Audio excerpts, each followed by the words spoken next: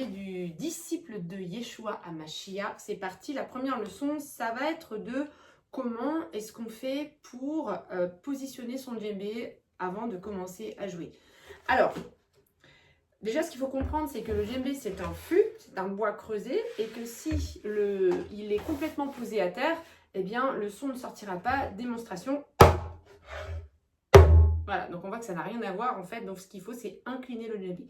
Alors on va l'incliner et on va s'en souvenir, c'est comme si le pied, on voulait le mettre sous notre chaise. Ça c'est dans ce sens-là qu'on incline le djembé. On n'incline pas le djembé comme ça par exemple.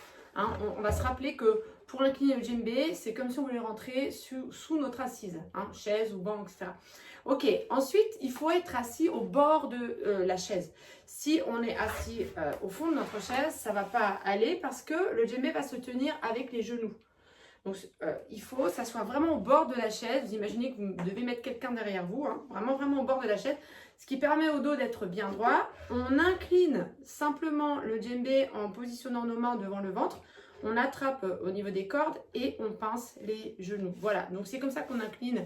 C'est comme ça qu'on incline le djembé et qu'on l'attrape. Ce qui fait que les mains sont disponibles pour jouer. Hein. Là, mon djembé, il ne tombe pas parce qu'il est bien positionné. C'est mes jambes qui attrapent le djembé et là, je suis tranquille pour jouer. Alors, ce qui arrive, c'est que des fois, si on l'incline de trop, par exemple, là, je l'incline, le pied plus mis vers l'arrière, le poids va aller vers l'avant, on va être obligé de serrer au niveau des jambes et au bout d'un moment, on va être fatigué, il va lâcher. Donc, on n'est pas obligé de l'incliner autant. On peut l'incliner un tout petit peu. Je repars du sol.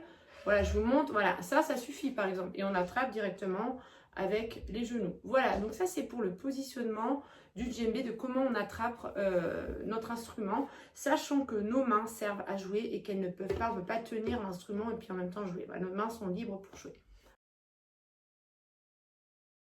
On va parler des sons du djembé, le claqué, le tonique et la basse. Et oui, le djembé, il a 3 sons bien distincts. Claqué, tonique et basse, je vous les joue tout de suite. Le claqué, le tonique et la basse. Donc claqué, tonique et la basse. Et c'est avec ces 3 sons-là qu'on compose finalement nos différents rythmes qu'on va apprendre par la suite. Alors, c'est un gros morceau, les sons du djembé. Je vous dis ça pour que vous en ayez conscience que c'est un travail et une implication personnelle qu'il va vous falloir, qui va vous demander si vous voulez apprendre le djembé. Voilà, on peut, dans les apprentissages des rythmes qu'on verra par la suite, je vous indiquerai les sons, mais pour les faire et d'avoir des sons assez clairs et pour pouvoir les jouer, les mélanger dans les rythmes, eh bien, ça va vous demander du travail, voilà, parce que le djembé, c'est comme tous les instruments, eh bien, il a sa part de boulot. Ok, alors, on y va. On va commencer par le son le plus simple qui s'appelle la basse. Donc, ce qu'il faut, c'est, comme je vous disais, relâcher le bras. Et qu'est-ce qui arrive sur la peau? Eh bien, c'est toute la main. C'est toute la main avec un premier impact de toucher de la peau au niveau de la partie paume. Hein. C'est-à-dire, si je dis qu'est-ce qui touche en premier la peau, ça va être cette partie-là, c'est partie de la paume. Voilà. Après, c'est tous les doigts qui touchent. Hein. Ok, ça c'est les sons de la basse. Ok, maintenant on va passer au son du claqué et du tonique. Et la bonne nouvelle pour les deux, c'est qu'ils sont placés au même endroit sur la peau. Au même endroit. Et cet endroit, c'est où?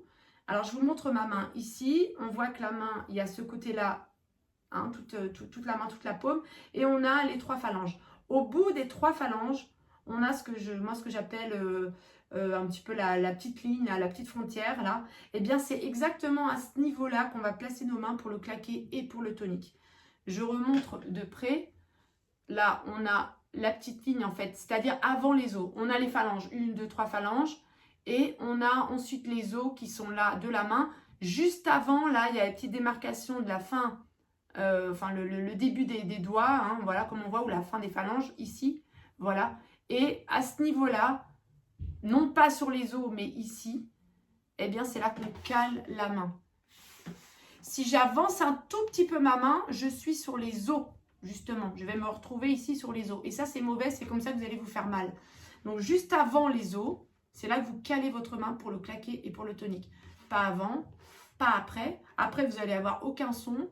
ça sera ridicule comme jeu parce que c'est pas comme ça qu'on joue au djembé, mais c'est véritablement comme ça. On a, voilà, le positionnement de la main, il est, je le répète, j'insiste un peu, désolée, mais parce que c'est important. Beaucoup de gens se disent que le djembé fait mal. C'est la plupart du temps parce qu'ils ne positionnent pas bien correctement leurs mains. Donc à ce niveau-là, exactement là, ici. Ok? Et là, on a les deux sons du claqué et du tonique. Alors, comment ça va se passer? Parce que si je positionne ma main pareil, je vais faire un claqué. L'autre main. Ok, maintenant je fais un tonique. Donc, je fais les deux mélangés. Tonique, claqué. Tonique. Bon, voilà, donc on voit bien qu'il y a quand même deux sons différents. Les mains sont placées au même endroit. Qu'est-ce qui se passe? Comment est-ce qu'on apprend ça? Alors, le claqué, quand je fais ma frappe, je vous disais tout à l'heure, pour la basse, c'est toute la main qui joue. Mais c'est plus, l'impact commence au niveau de la paume. Et bien, pour le claqué, l'impact va commencer plus au niveau du bout des doigts.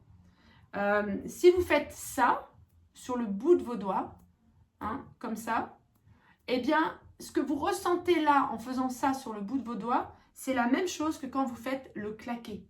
Donc en fait, finalement, ça se passe dans le ressenti. Donc claqué.